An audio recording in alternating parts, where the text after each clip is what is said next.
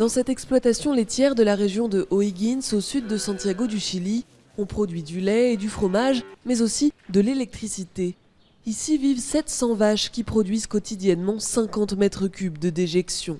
Une énorme quantité de déchets polluants que cet agriculteur a décidé de mettre à profit pour fabriquer de l'énergie électrique.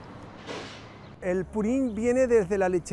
purin est transporté depuis la ferme et depuis les lieux où sont alimentées les vaches par le biais d'une pompe.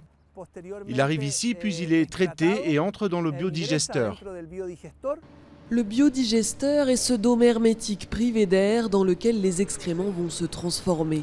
Grâce à l'action de l'eau et de bactéries, ils émettent du biogaz, un mélange de méthane et de CO2 qui permet d'alimenter un générateur électrique.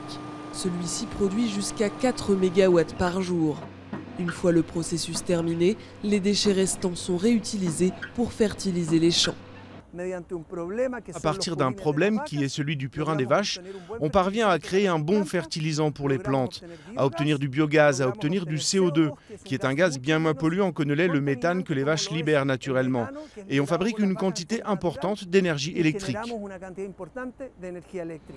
Dans cet élevage de porcs de Pichidegua, à quelques dizaines de kilomètres de là, c'est une entreprise électrique qui a fait l'investissement et qui gère le générateur.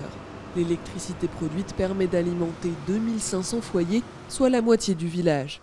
Au Chili, pays émergent, importateur d'électricité et où la demande ne cesse de croître, ces formes de production alternatives sont regardées de près. Elles permettent une alimentation de proximité en électricité, une solution intéressante pour les zones isolées.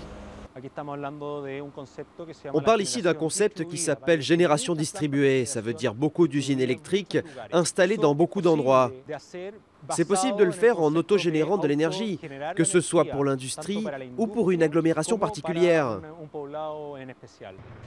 Pour l'instant, 8 générateurs de ce type fonctionnent au Chili à partir de déchets animaliers ou organiques.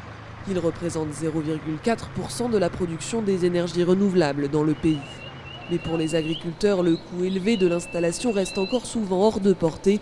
Ils espèrent une aide de l'État pour rendre l'investissement rentable.